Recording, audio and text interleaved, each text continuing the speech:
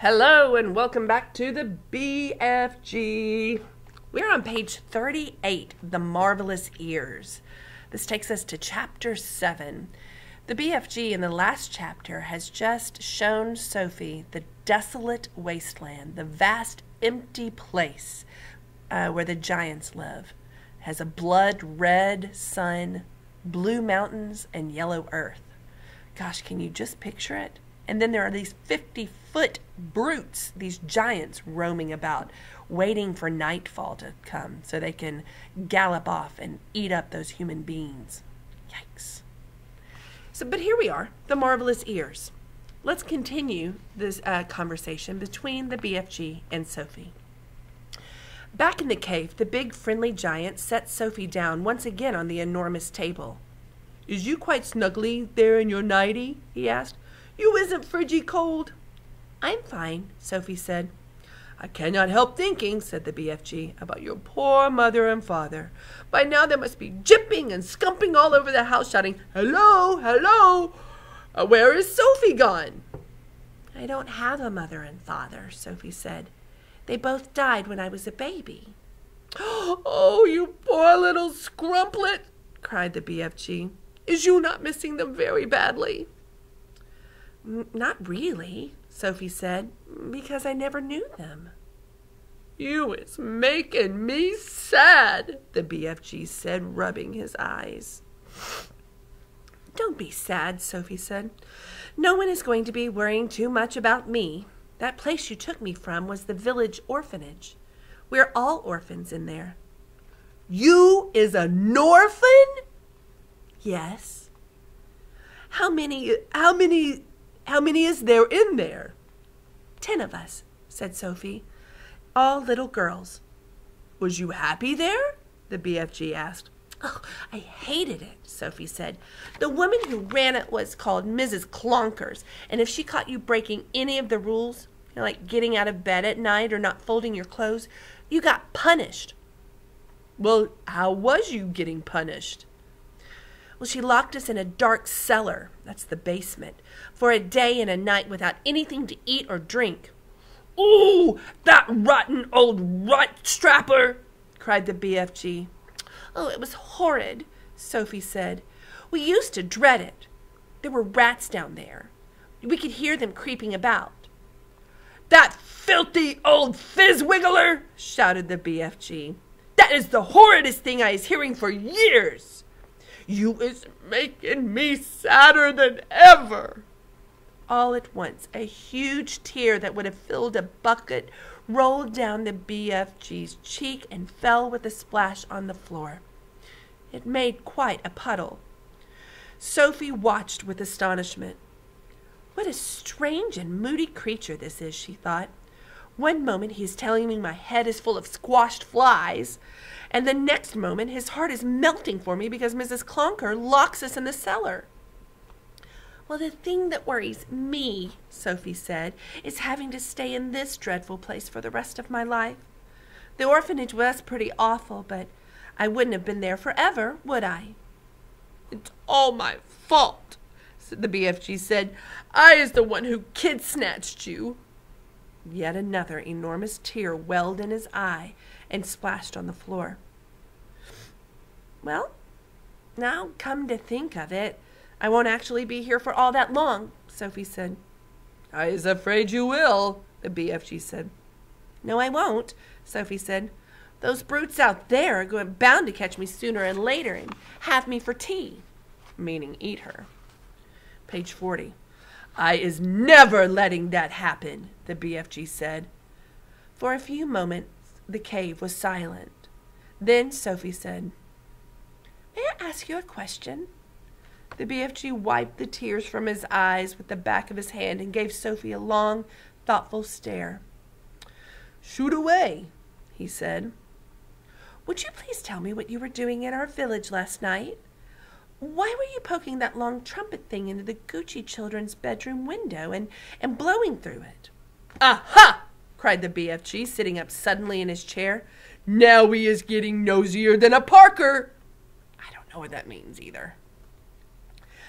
"And the suitcase you were carrying," Sophie said. "What on earth was that all about? The BFG stared suspiciously at the small girl sitting cross-legged on the table. You was asking me to tell you some whoopsie big secrets, he said. Secrets that nobody is ever hearing before. Well, I won't tell a soul, Sophie said. I swear it. How could I anyway? I'm stuck in here for the rest of my life. Well, you could be telling the other giants. No, I couldn't, Sophie said. You told me they would eat me up the moment they saw me. And so they would, said the BFG. You was a human being, and human beings is like straw bunkles and cream to those giants. Straw bunkles, that's pretty cute. If they're going to eat me the moment they see me, then I wouldn't have time to tell them anything, would I? Sophie said. You wouldn't, said the BFG. Then why did you say I might? Because I am brimful full of buzz boogers, or buzz burgers. Sorry, gross, the BFG said. If you listen to everything I am saying, you will be getting an earache. Please just tell me what you were doing in our village, Sophie said. I promise you can trust me. Would you teach me how to make an elephant? The BFG asked. What do you mean? Sophie said. Oh, I would dearly love to have an elephant to ride on, the BFG said dreamily. I would so much love to have a jumbly big elephant to go riding through the green forest, picking peachy fruits off the trees all day long.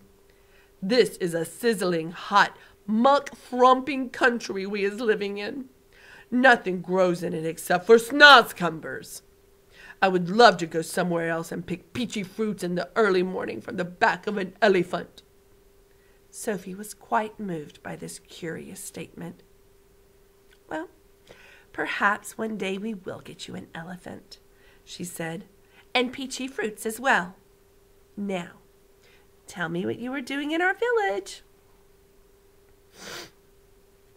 If you is really wanting to know what I am doing in your village, the BFG said, I is blowing a dream into the bedroom of those children. Blowing a dream? Sophie said. What do you mean? I is a dream-blowing giant, the BFG said. When all of the other giants is galloping off every what way in which to swallow up human beings, I is scuttling away to the other places to blow dreams into the bedrooms of sleeping children. Nice dreams, lovely golden dreams, dreams that is giving the dreamers a happy time. Now hang on a minute, Sophie said. Where do you get those dreams?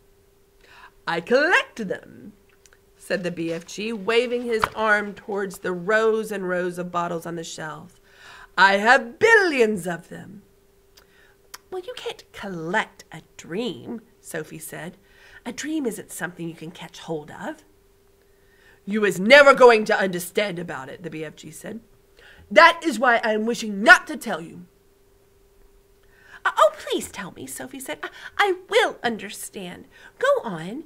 Tell me how you collect these dreams. Tell me everything. The BFG settled himself comfortably in a chair and crossed his legs. Dreams, he said, is very mysterious things. They is floating around in the air like little whipsy misty bubbles, and all the time they is searching for sleeping people. Can you see them? Sophie asked. Never at first. Well, then how do you catch them if you can't see them? Sophie asked. Aha! Said the BFG. Now we is getting on to the dark and dusky secrets. Well, I won't tell a soul. I is trusting you, the BFG said. He closed his eyes and sat quite still, and Sophie waited. A dream, he said, as it goes whiffling through the night air, is making a tiny little buzzing humming noise. But this little buzzy hum is so silvery soft that it is impossible for a human being to be hearing it. Can you hear it? Sophie asked. The BFG pointed up at his enormous truck wheel ears, which he now began to move in and out. He performed this exercise proudly, with a proud little smile on his face. "Is you seeing these?" "Oh, how could I miss them?" Sophie said. "They may be looking a bit preposterous to you." Preposterous. The BFG said, "But you must believe me when I say that they is extra usual indeed. They is not to be coughed at." Maybe he means not to be laughed at. "Well, I'm quite sure they're not," Sophie said. "They is allowing me to hear absolutely every single twiddly little thing." "You mean you can hear things that I can't hear?" Sophie said. "Pfft, you as deaf as a dumpling compared with me," cried the BFG. "You is hearing only thumping loud noises with those little earwigs of yours. But I am hearing all the secret whisperings of the world." "Such as what?" Sophie asked. Top of page 44. "In your country," he said, "I is hearing the footsteps of a ladybird as she goes walking across a leaf." "Honestly?" Sophie said, beginning to be impressed. "What's more, I is hearing those footsteps very loud," the BFG said. "When a ladybird is walking across a leaf, I is hearing her footsteps go clumpity clump clump clump, like giant footsteps." "Well, good gracious me," Sophie said. "What else can you hear?" "I is hearing little ants chittering to each other as they scuttle around in the soil." "You mean you hear ants talking?" "Every single word," the BFG said, "although I is not exactly understanding their language." "Well, go on," Sophie said. "Sometimes on a very clear night," the BFG said, "and if I is swiggling my ears in the right direction," and here he swiveled his ears, his great ears upward so that they were facing the ceiling. "If I is swiggling like this and the night is very clear, I is sometimes hearing faraway music coming from the stars in the sky." A queer little shiver passed through Sophie's body. She sat very quiet, waiting for more. "My ears is what told me you was watching me out of your window last night," the BFG said. "But I didn't make a sound," Sophie said. "I was hearing your heart beating across the road," the BFG said, "loud as a drum." "Go on," Sophie said. "Please." "I can hear plants and trees." "Do they talk?" Sophie asked. "They is not exactly talking," the BFG said, "but they is making noises. For instance, if I come along and I is picking a lovely flower, if I is twisting the stem of the flower till it breaks, then the plant is screaming. I can hear it screaming and screaming very clear." "You don't mean it," Sophie said. "How awful." "It is screaming just like you would be screaming if someone was twisting your arm right off." "Is that really true?" Sophie asked. You think I is swizz-figgling you?" "Well, it is rather hard to believe." "Then I is stopping right here," said the BFG sharply. "I is not wishing to be called a fibster." A fib is another word for a lie, and he doesn't know the word liar, so he's a fibster. The BFG gave her a long, hard stare. "Oh, sorry." Oh, no, I'm not calling you anything," Sophie cried. I believe you. I do, really. Please go on." The BFG gave her a long, hard stare. Sophie looked right back at him, her face open to his.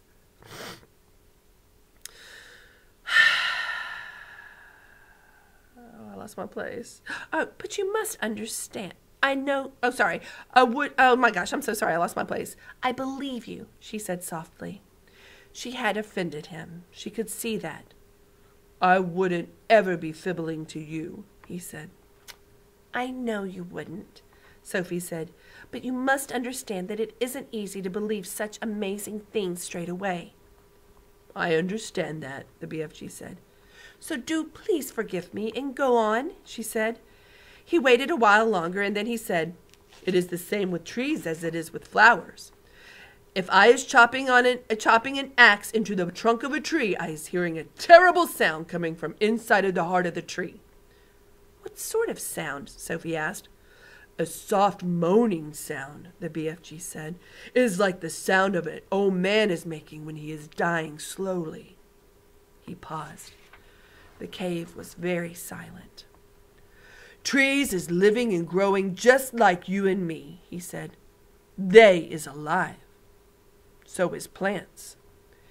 He was sitting very straight in his chair now, his hands clasped tightly in front of him. His face was bright, his eyes round and bright as two stars. "Such wonderful and terrible sounds I is hearing," he said. "Some of them you would never wish to be hearing yourself, but some is like glorious music." He seemed almost to be transfigured or changed by this excitement of his thoughts. His face was beautiful in the blaze of his emotions. "Tell me some more about them," Sophie said quietly. "You just ought to be hearing the little meisies talking," he said. "The little meisies or mices is always talking to each other, and I is hearing them loud as my own voice." "Well, what do they say?" Sophie asked. "Well, only meisies know that," he said. "Spiders is also talking a great deal. You might not be thinking it, but spiders is the most tremendous natterboxes. Chatterboxes. And when they is spinning their webs, they is singing all the time. They is singing sweeter than a nightingale." Nightingale. "Who else do you hear?" Sophie asked. "One of the biggest chat bags is the caterpillars," the BFG said. "Well, what do they say?" "They is arguing all the time about who is going to be the prettiest buttery fly.